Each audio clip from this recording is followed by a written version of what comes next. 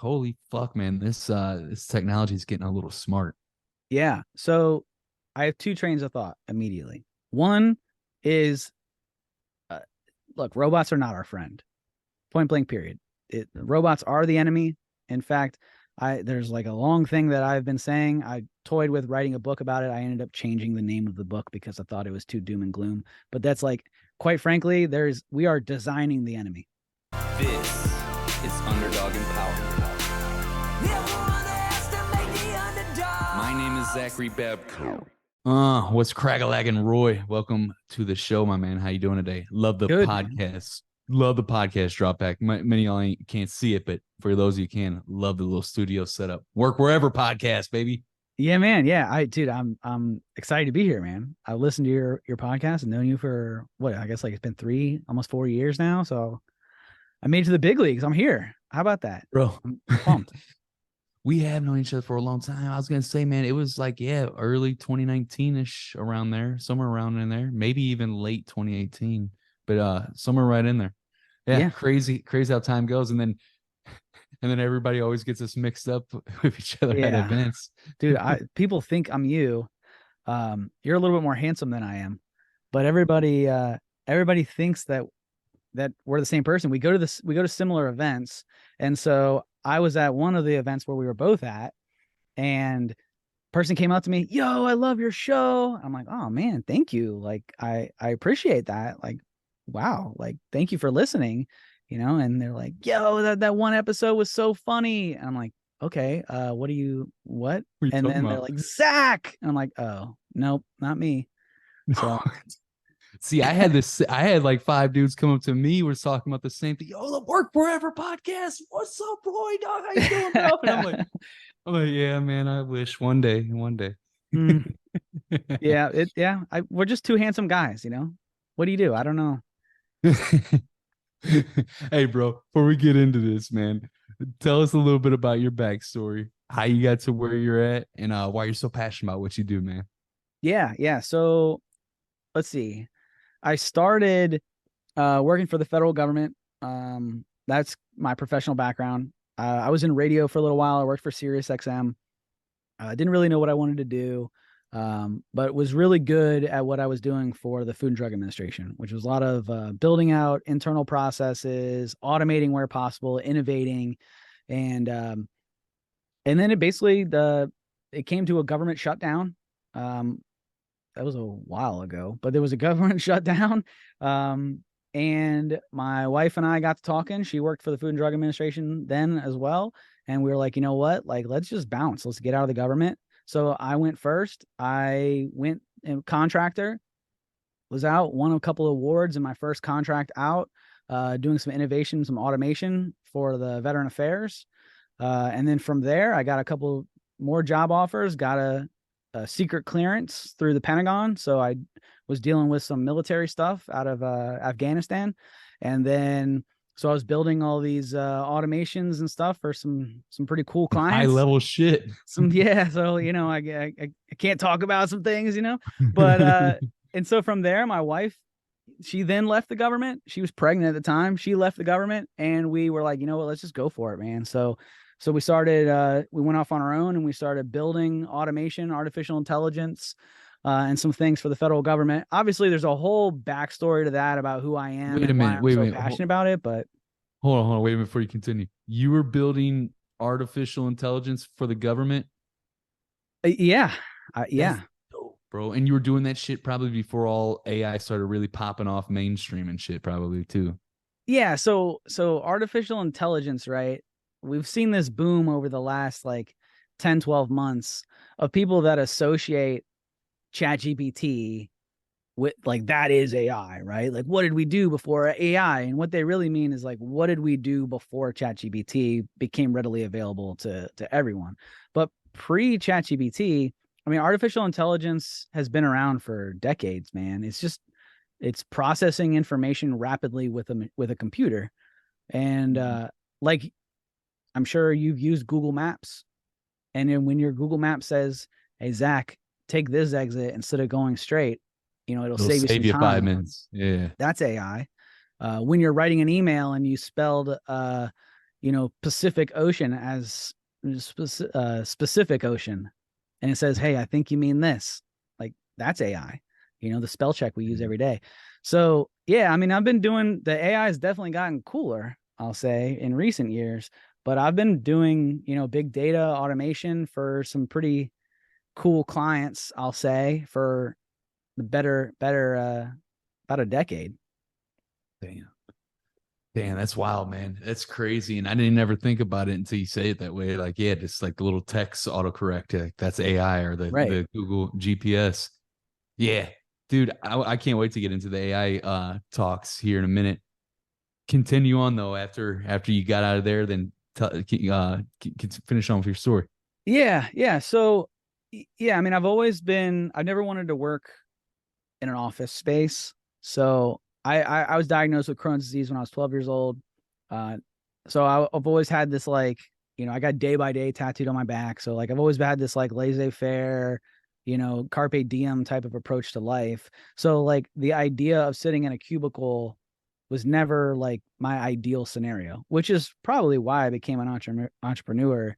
But it's also, while after becoming an entrepreneur, my focus and passion has always been artificial intelligence, automation, and then if this was my podcast, I would say the ability to work wherever, so you can live every day like it's Saturday. Like, we're all dying, right?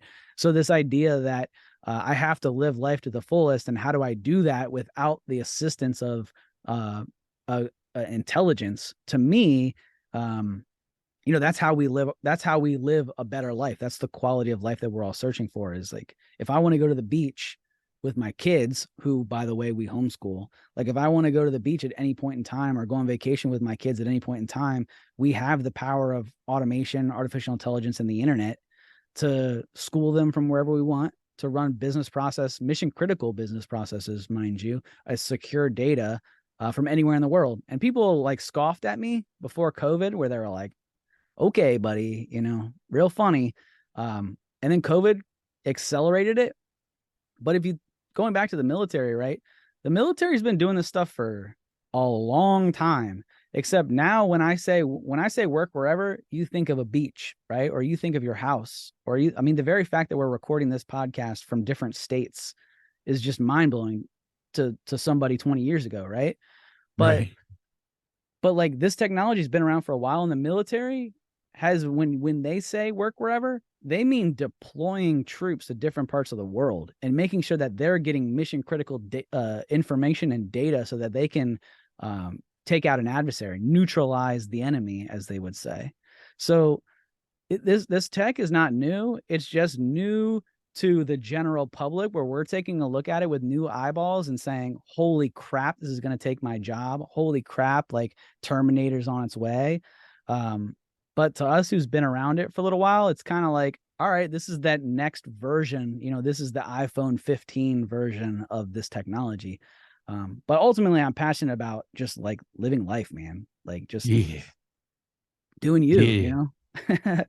I love it, man. I think this, I'm glad that this happened at this time, because, man, if we would have caught a podcast pre 2021, I was just all about that hustle grind life, and trying to ego driven, like, dude, ego is in total control, just trying to be the biggest, baddest, whatever, just to be the biggest, baddest. Yeah, I had other reasons why I was doing it, but now I'm all about being a present dad and husband, living life, like you said, and like living life, Yeah. But man, dude, I can't wait to get into this AI talks, like I was talking before this episode, bro. I've been literally rebuilding the whole content machine. Before we even get into all that in the AI talks, you mentioned, like, a lot of people are looking at this AI with like, oh, this is going to replace me in the job, or, oh shit, doomsday, Terminator, fucking Matrix shit is happening, or whatever. What are your thoughts on that aspect? Like, does it ever creep you out? Like, holy fuck, man, this technology is getting a little smart. Yeah. So I have two trains of thought immediately. One is, look, robots are not our friend. Point blank, period. Robots are the enemy. In fact, there's like a long thing that I've been saying. I toyed with writing a book about it. I ended up changing the name of the book because I thought it was too doom and gloom. But that's like, quite frankly, we are designing the enemy. So We are designing an artificial intelligence that is either going to turn on us someday and destroy us and kill us, or render us insignificant. So now, hopefully, I'm not alive, and hopefully, we never reach that point. But that's a pretty cool topic of conversation called superintelligence. It's a theory, it's not fact, but it's a very fun topic of conversation. And if you listen to Sydney and I on our podcast, superintelligence is a pretty fun hypothetical scenario that a lot of people have kind of warned people about. So I am very in tune with artificial intelligence, and robots are not our friend. Now, that when I talk about artificial intelligence and automation, I do not look at it as a sense of replacing humans. So if the Instagram entrepreneurs out there will tell you that you need to use this artificial intelligence to not hire a marketing department, or to, not do certain things, or to replace humans, or so that you can, downsize your staff, right? And that's the worst possible approach that you can take. This is a tool. So in the same way that a carpenter needs a table saw instead of a hand saw, you need artificial intelligence and automation to get your job done quicker, better, faster. That's how I approach it. And in what's referred to as a human-centric design. So the human goes in the center, and then your processes, your technology, all of that circles around you so that you can be more efficient. So that's the approach. It's not a taking jobs. Are some jobs going to be taken? Potentially, in the same way that when the tractor was invented, it took away the horse's job. That's not to say that horses are no longer important. Horses are still around, right? They do different things now. So I think that's more of the position that artificial intelligence is going to change, and that automation is going to do. It's going to open us up to doing less of the mundane, less creating Excel sheets, and more talking to an artificial intelligence of what it is that we want them to create. So, hey, create this Excel sheet for me where that has this field and this column and this piece of information, and then it creates this for us. And then we start at a different point of start. So instead of us creating that Excel sheet that might take, 2 to 3 days, maybe a week to create and finalize, and now we can create it in a matter of hours or minutes to spin something up so that we can do more important work. A lot of that important work is going to be human interaction and talking with our customers and clients to maintain that relationship, so that we're taking it out of head in a piece of paper to you and I having this conversation, and relying on the automation and the artificial intelligence to do kind of the data work on the backside. Dude, I love it, man. All right, so you could clearly tell this is your jam. This is what you live and breathe, right? So perfect episode to fucking do this shit, man. Give me some for I hate using this word, for internet marketers. Okay. For someone in our space that's marketing themselves, online content creators, influence, whatever the fuck you want to call that shit. Someone that's building maybe an agency or coaching business, or maybe even if they just have a brick and mortar business, whatever. What are some badass tools that you like that you use in your own workflow processes that help you achieve some pretty cool shit? Yeah. So I'll give you an example of things that are going to work regardless of industry, but for somebody who is doing coaching or marketing or something along those, that they'll be able to definitely take it. In fact, I have here in my studio, my marketing manager is sitting across the table from me, and we actually just had pieces of conversation over the last 2 days. We were at a conference, and now we're building our own and amending some of our own internal marketing to fit this information that we're getting, right? And so some of these tools, right? Copilot is a big one, and you're about to hear that everywhere. So Microsoft has its own Copilot, but what Copilot is, and the term Copilot, what it means is bringing together multiple different pieces of generative AI. And so generative AI is language artificial intelligence. So it is you talking to something via text, and then it's spitting out a piece of information for you. So I am communicating to a robot using English. it translates it to a development language like a JSON or a Python or some other language that some developer might care about that you, Zach, or a marketing person just doesn't give a shit about, right? Like, I don't care what it's called. I need it to work, right? So we can now communicate with the computer and the machine through English or French or German or whatever else you want to communicate it with. It translates it into that computer talk, and then the computer spits it out in computer talk and then translates it to English and gives you a piece of information. So Copilot brings multiple generative AIs together. Microsoft has a tool called Microsoft Copilot that is going to totally change the way that organizations do business.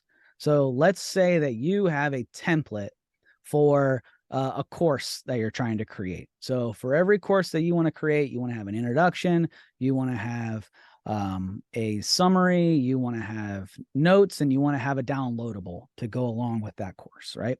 So you can communicate with Microsoft Copilot to say, hey, first, take down everything that I'm saying and then turn it into text. So you can record yourself, it then spits out text. That's not necessarily anything new. There's tons of programs that have been doing that, right? But we then can take that text and we can say, create a downloadable out of this. So it can create then a piece of content that then you can use to download or to give out to your listeners to fill out or to follow along with as they're going through the course with you. Then you can say, okay, now I want you to create a couple different social media posts for me. So you can say, translate my course into a short form LinkedIn post, and then it'll automatically post it to LinkedIn.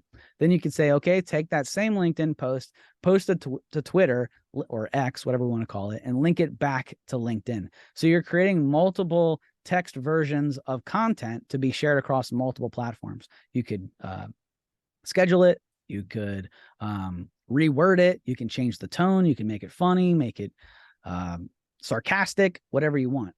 And then if you really wanted to get crazy, you could even record your voice. Microsoft has a tool where you can actually record your voice with 3 seconds of audio and then turn it into an audiobook. So you could feed it a whole bunch of text for you people who have written books or want to have like large amounts of content, and then you could spit it into the language generator, and then it could use your voice, Zach, to then tell the story through an audiobook. That you didn't even have to sit there and read for 8 hours. So those are some ways that you can use it to create courses, to create downloadables, to post to social media. Yeah, and then there's video editing. Sydney is sitting on the other side of the room going, talk about the video. So this podcast, we can feed it into a tool. We use, what's it called? Video. We use video.ai, which then you take a piece of content, video content, upload it, and then it chops it up into about 15 reels or TikToks, whatever you're into, I guess. Can I interject? Yeah. On the video part? Yeah. So I was using video. I was testing that out just recently, and then I was landing on that, and then I found something that I feel is better, way better. It's called Vizard. The only reason why I say that, maybe video has this now and I didn't see it, but like, you know how for the sake of this, give the details here, that we're recording this podcast here on Zoom, and I got it on gallery view, which are, whenever it gives me the recording back, it'll have like our shit sitting next side to side or whatever. Yep. Well, it automatically will resize it where it'll put, stack our things on top of each other. And then it'll also chop up all the clips, the same thing that video does on there. And then it does, it also has the text editor inside of it too. So it has like everything that video has, but it had a few things that it didn't have or whatnot. Nice. Yeah. So I have not used that one before. Video has upgraded recently, and you can do like emojis when you didn't used to be able to. You can add images. It does stack. But I mean, look, there's no shortage of AI tools out there. I haven't heard of that. What was it called? Vizard? Vizard. It's Vizard. Like wizard, but a video. Yeah. Vizard. Yeah, I didn't even think of that, but that's exactly what it is. Yeah. Nice. So like, here's one thing to be very cautious of if you are in the space that you're in, is there's going to be no shortage of artificial intelligence tools out there. So you will very quickly find yourself paying for a multitude of these things that only do a piece of what it is that you actually need. So in the same way that members had cable television and then they left cable television to save money, they left for a very specific reason. I'm going to save money. Well, then you went out and you bought Netflix and Disney Plus and Hulu and Sling TV and all these other things. And now potentially you are paying more money than you were for your cable subscription. You're just doing it in smaller chunks.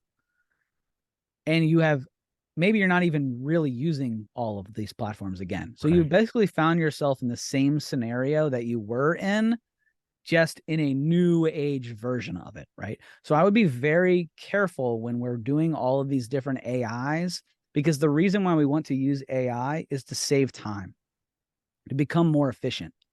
So if we're going to go out and we're going to say, okay, we're going to use Vizyard or video to chop it up, and then we want to use this AI to do such and such, and then we want to do this over here. Now, instead of it freeing up time and being more efficient for us to free up our time so that we can do other things, now we're just bouncing around from AI to AI, and we're defeats the whole purpose. Exactly. So that is one cautionary tale that I'll tell is, keep it simple, stupid is very applicable to artificial intelligence, whether you are building a business process or you're implementing AI into your business.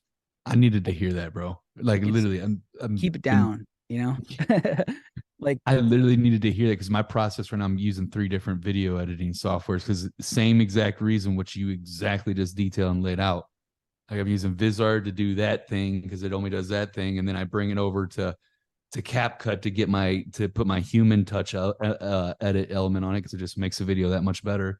And then do the sub magic for the captions or whatever. So I'm running it through these 3 different things, and you got to upload it, download it each time. And yeah, you gotta keep it simple. That's the thing, man.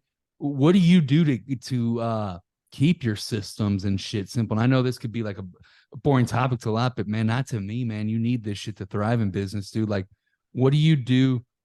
Like I've gotten a lot better over time of building systems and stuff, but I'm not a system, or I'm gonna quit saying that because I'm starting to actually. You are a systems guy. I am. I think I am, bro. Because You've been telling me that for like 4 years, and I'm like, Zach, you're a systems guy, man. I am, bro. I think I need to quit saying that shit, because I literally enjoy creating my systems and processes now, and like gotten okay of it. But back to you, man. How do you go about whenever you're building your processes to simplify it down? Like, do you have a certain framework or something that you do that you run it by or whatever to kind of simplify it?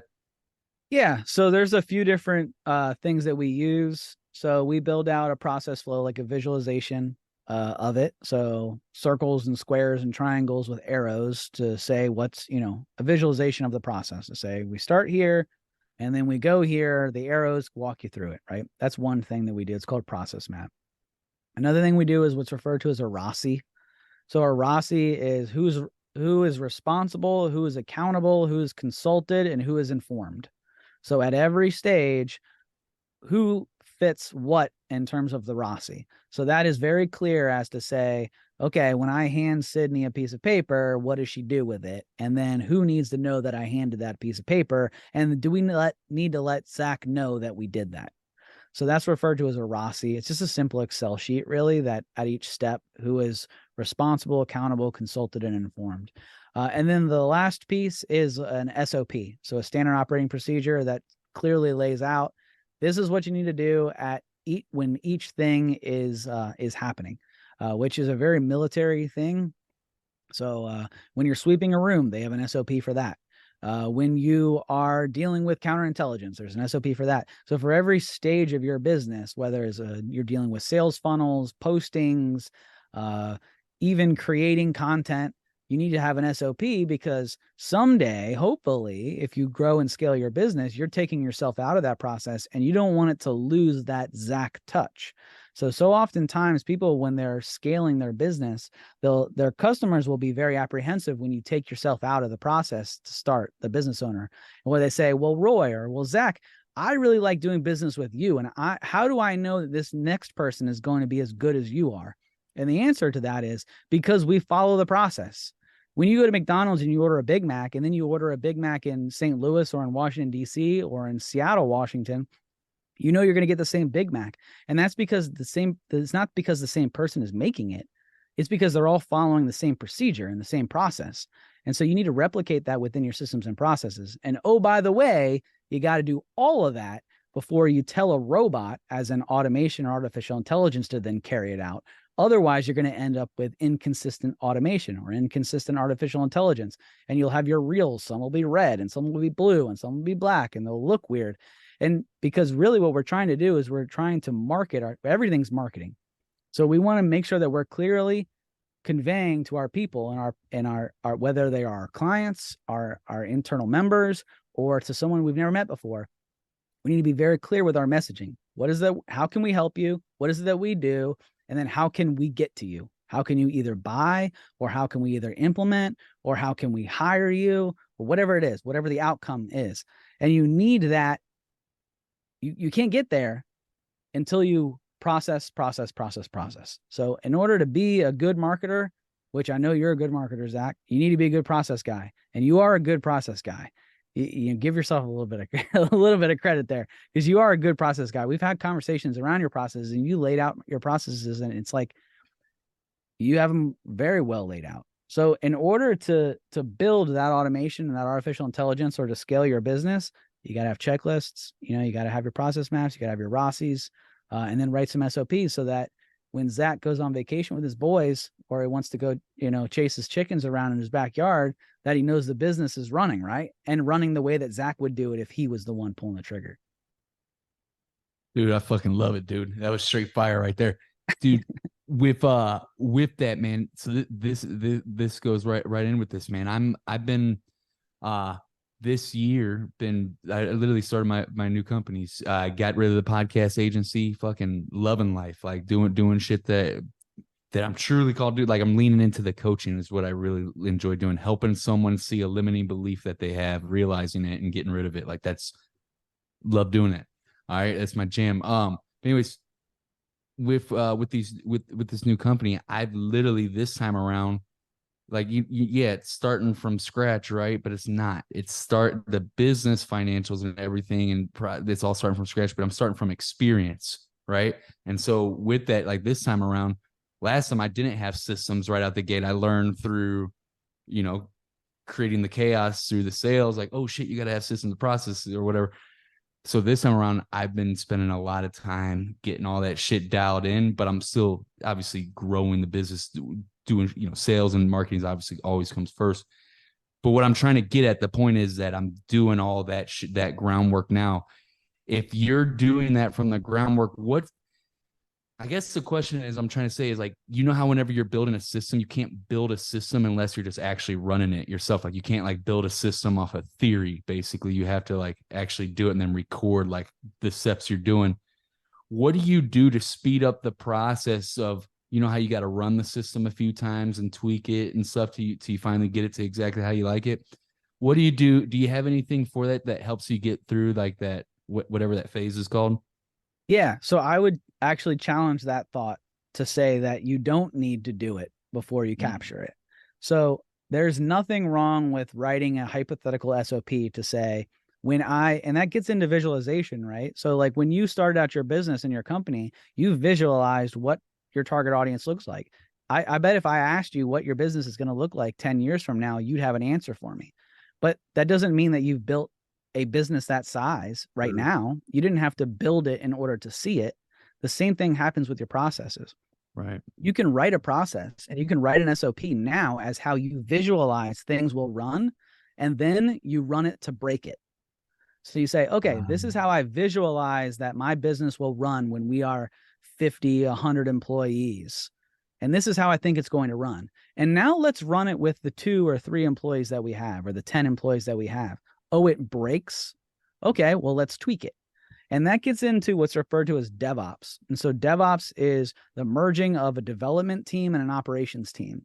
It's a technical term or philosophy, an approach, but it is a continuous loop. So instead of things working in linear or in phases, you're continuously looping. And what you're continuously doing is you're designing, you're developing, you're testing, and then you have a feedback loop to say, what went right, what went wrong, what can we try differently, and what are we going to commit to? And if you're asking those questions as quickly as possible, we operate in 2-week sprints, we call them. So every 2 weeks, we're taking a look at our systems, processes, what it is that we're developing, what it is that we're implementing, the things that we're doing, and we're saying, how are we doing? And we're either saying we're doing really well or we're doing shit. And then we have analytics to back it up to say, look, we did better than we did last week. We did better than we did before, but we're not as good as we were 3 months ago. 3 months ago. Okay, so what did we do differently in that term? And what can we implement and we can try differently going forward? So I wouldn't say that you need to capture what you're doing now. That's certainly a good place to start if you don't have systems and processes to say, hey, let's get the team together and just get on paper what you guys are doing now. But if you don't have a team, I mean, when I started my business, I had 0 employees. And the first thing I did is I wrote 13 SOPs. I said, when I have a meeting, it's going to run like this. When I have a team, it's going to run like this. When I do project management, we have clients, and the way that we communicate with our clients, it's going to look like this. And then when I started hiring and we started bringing on clients, I followed the SOP and I said, you know what? That doesn't work. That doesn't make sense. Or that didn't work the way that I thought it was going to. And so you revise it, and it's a living document. Dude, no, that's spot the fuck on. I love it, dude. And I need to get better at communicating what I'm saying there, because you obviously, like, if you're starting a company from scratch, you never done it before, you got to make the SOP, right? That's exactly what I'm doing here. Like, so for example, I got a weekly mastermind call that I do, and I have a weekly mastermind SOP to run that and go high level and be able to get the recording uploaded and go high level, then send out the email notifications, people when it's ready to review or whatever, all that shit, right? And then I run it myself, and like I got my guy Tanner that we're getting ready to delegate and pass it off. And how I'm gonna do that process is I'm gonna have him shadow me, do it once, and then I'm gonna shadow him, until he gets it right, and then it's his own. But what would you do for the phase, like whenever you're running it before you're ready to pass it off, whenever you're still like you said, you're trying to break it and stuff? Is there any, I don't know, I guess the only way to really fucking go through that process is just try and break it and going through it. There's no way to speed that process up other than going through it, is there? You run it like it's gospel. You say, this is the truth. And then you'll find the holes pretty rapidly. Now, the hack, if you want to call it that, is to shorten your cycle of review. So instead of reviewing it quarterly or annually, you review it weekly or biweekly. So the more frequently that you review a process or run it, the faster that it's going to get to good. But there's a term like, don't let good get in the way, or what is it? Don't let perfect get in the way of good.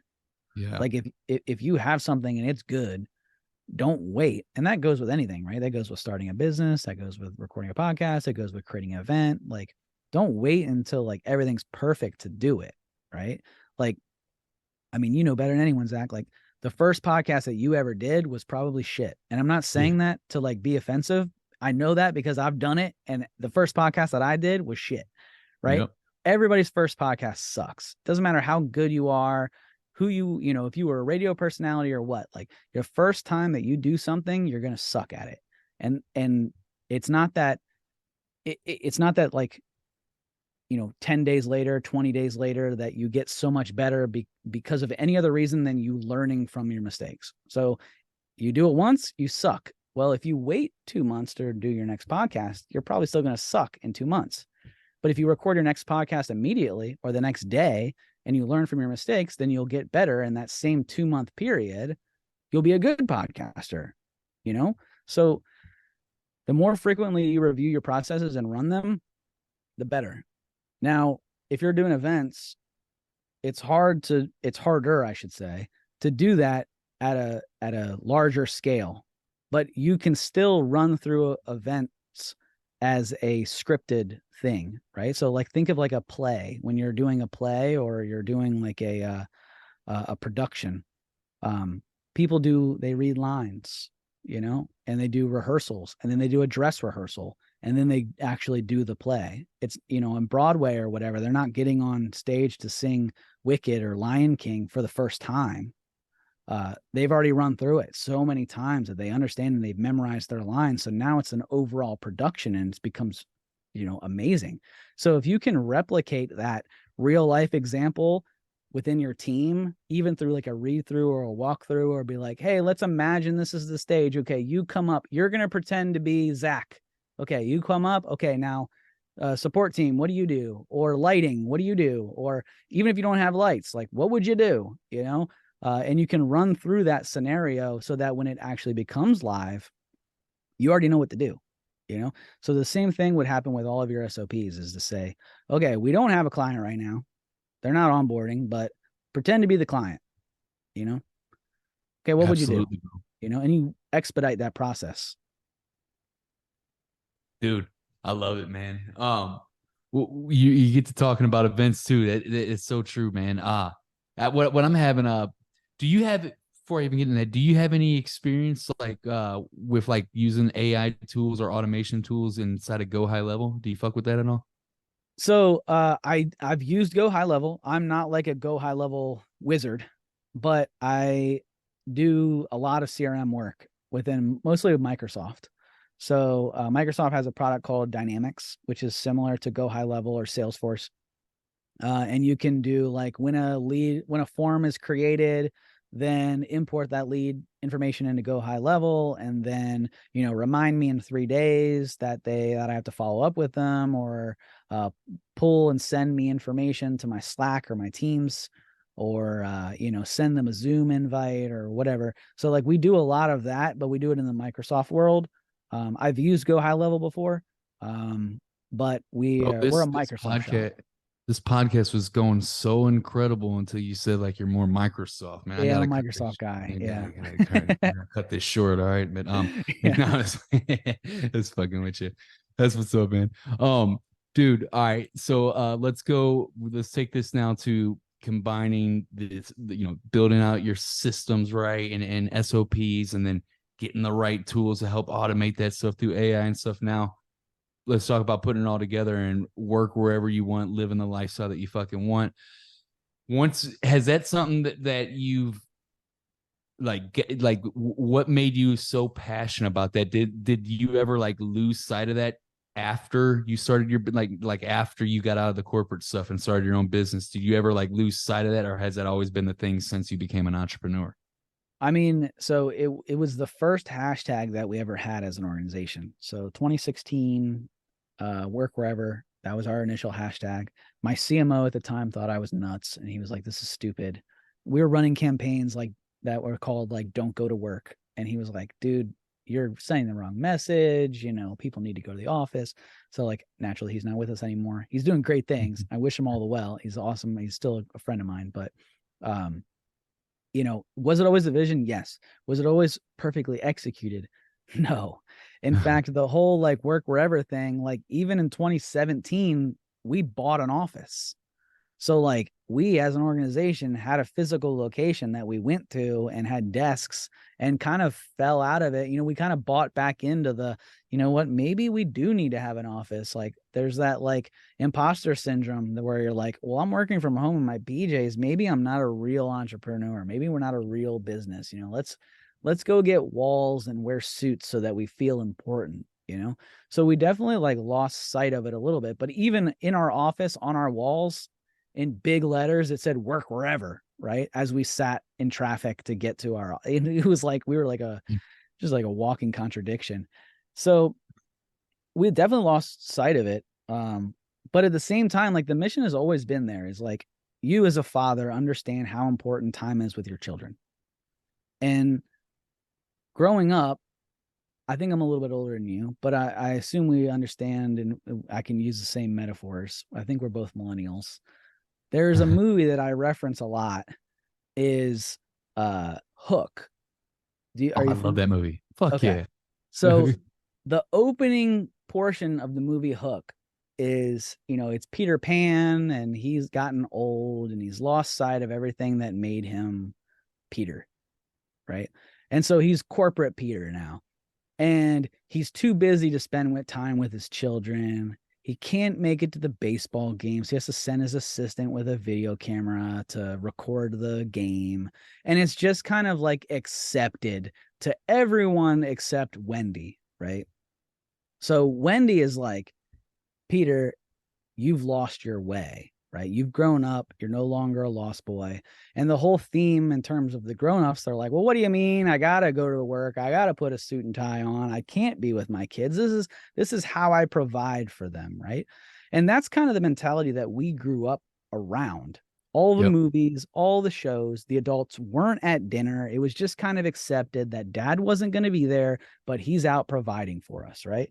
And if you think about where we're at as a country right now, it is largely because we've removed parents from the equation and we've become almost strangers at the dinner table, where you are now spending, a third, maybe a quarter of the time with your children as the rest of the world is. We send our children away for 8 hours, 9 hours a day to go to school. And then we're at work and we come home and we get to sit.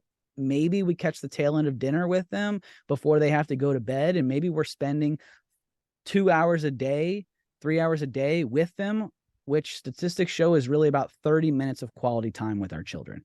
So how are we supposed to raise our children only with 30 minutes of quality time when we're expected to be somewhere else and be somebody else for some totally other life? So knowing that, that's how I wanted to build the business, to say, you know what, like, I don't want to live to work, which was the boomer generation. The boomer generation was, you are your job and you take great pride in your job and you don't leave your job. How dare you move to another organization? You live to work. And then Gen X was like, you know what? That's wrong. I'm going to work to live. And so they worked so that they could provide. That was Gen X. We're going to work so that we can provide, so that I can live a life that I'm happy with. And myself as a millennial, I'm like, you know what? You're both wrong. I want to live while working. I don't want to wait until my 401k matures. I don't want to wait until I have the ability to retire. I don't want to wait for some day in the future that I might not ever get to finally live my life. I want to live my life now, enjoy the time with my children now. That's more than 30 minutes a day. I want to never miss a dinner. I want to travel whenever the hell I want, not just because it's the summer. I want to be able to take advantage of going to Disney in January when no one else is there, because I get to take my children there and skip the lines, right? Like, I want to live my life now, because my aunt, one of the examples I always point to, my aunt worked for the government. She worked her whole life, saved up 401k, did everything the way that our modern worlds tell us that we're supposed to do, save for retirement, right? She died 3 months after she retired. Never got to see the promised life that she was to be given, right? And before she passed away, I remember talking to her and I was like, hey, what's retirement like? She said, Roy, it's amazing. Every day is like it's Saturday. And so that's why with the Work Wherever podcast, we say it's about automation, artificial intelligence, the ability to work wherever, so you can live every day like it's Saturday, because there's nothing that is stopping us from living every day to the fullest, because we have this such powerful technology behind us that there can get so much done from wherever. We don't have to sit in a cubicle with our pizza parties anymore. We can do it from wherever we want, and increase that 30 minutes of quality time with our children to 3 hours, 8 hours, 10 hours. Like I said, we homeschool our children. I'm sick of my children most days because I spend most time with them, right? So like, we are at such a crucial point in history where, pre-pandemic, taking our kids out of public school and homeschooling them was thought as weird. I thought it was weird. I'm a public school kid, right? I didn't take my kids out until post-pandemic. But now it's like, you know what? Through technology, I can do that. So we can spend more time together.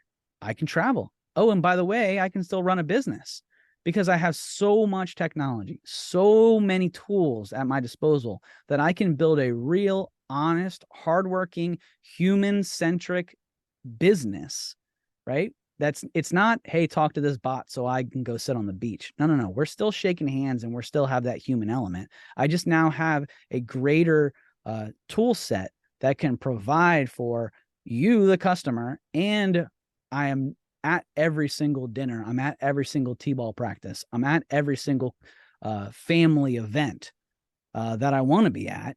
And we're making memories now and not someday, right? What if someday never comes? Absolutely, dude. 1000%, bro. I love it, dude. This is shit I'm on, man.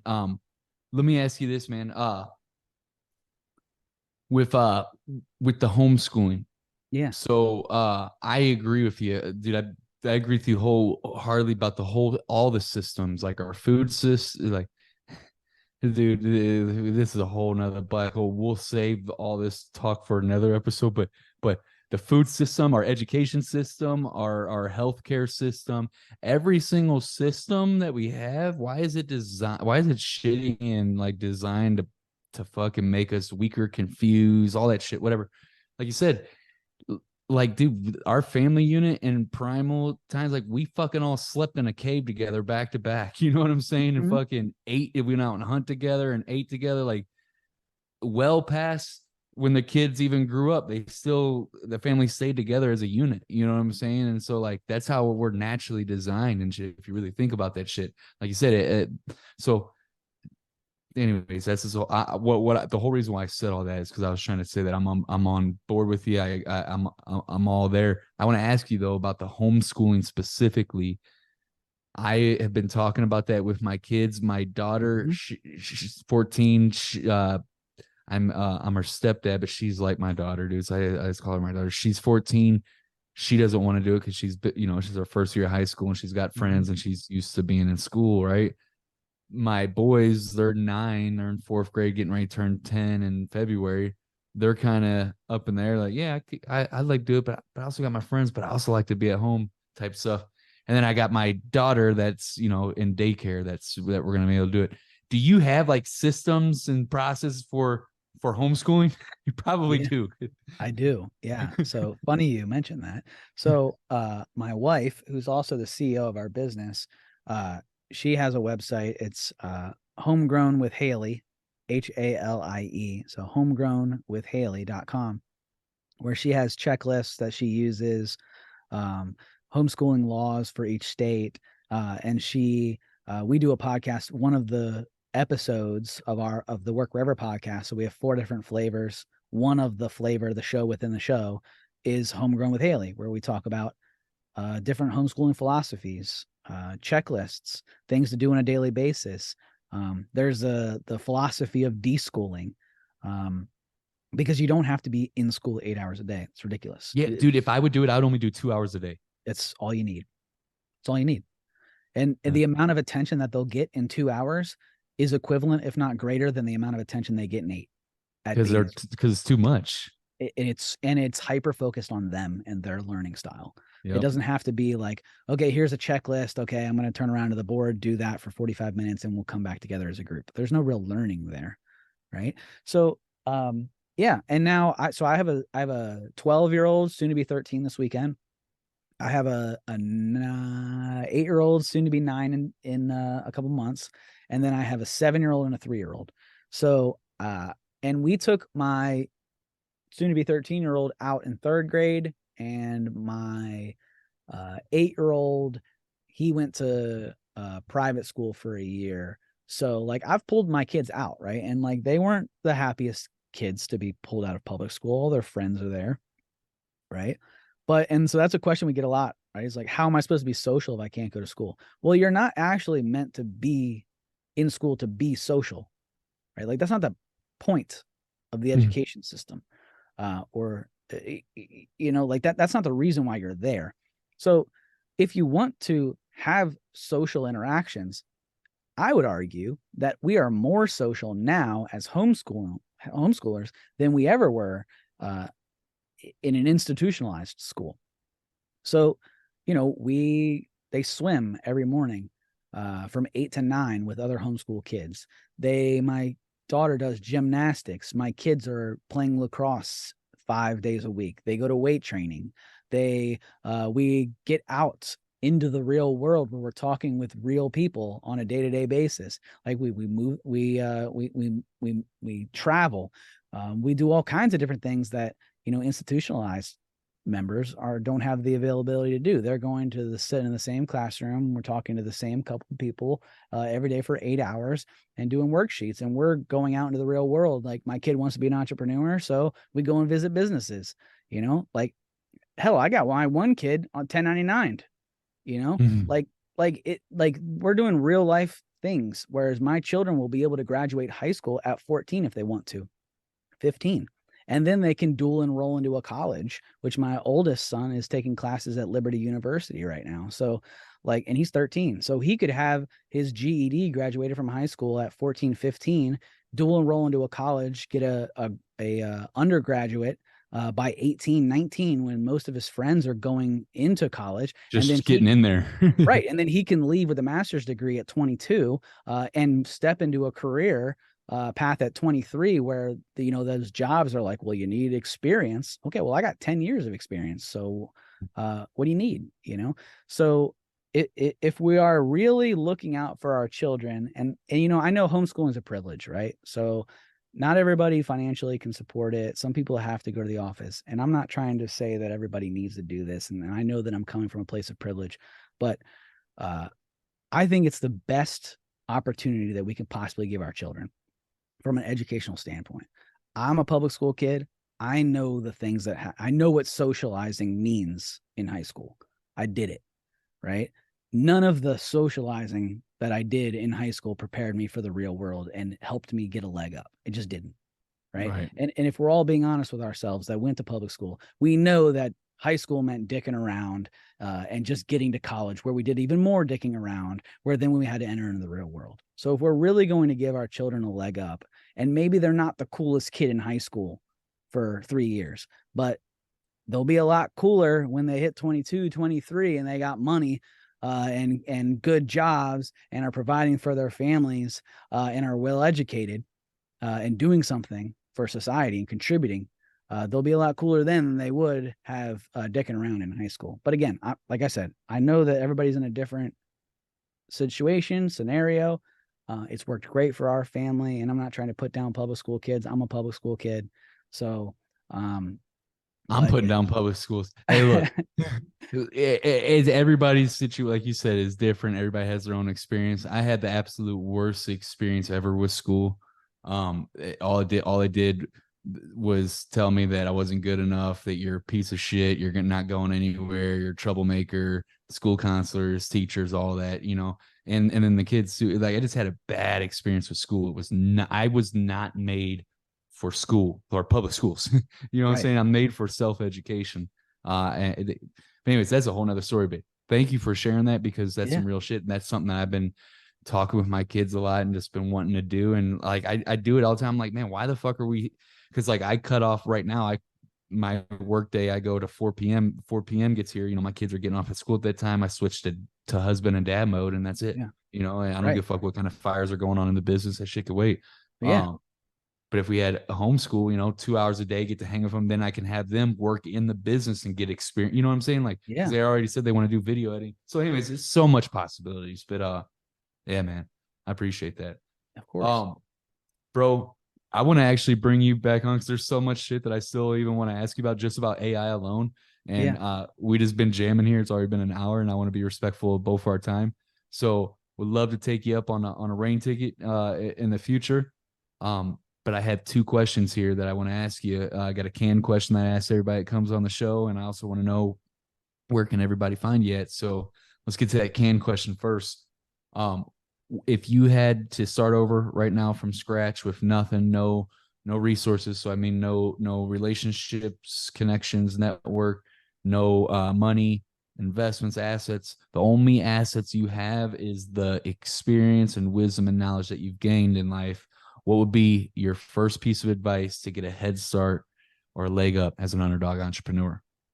Yeah. So I'm kind of in that position right now. My wife and I are starting another business. We just started 2 more, but, and we're starting it in a field where I know nobody.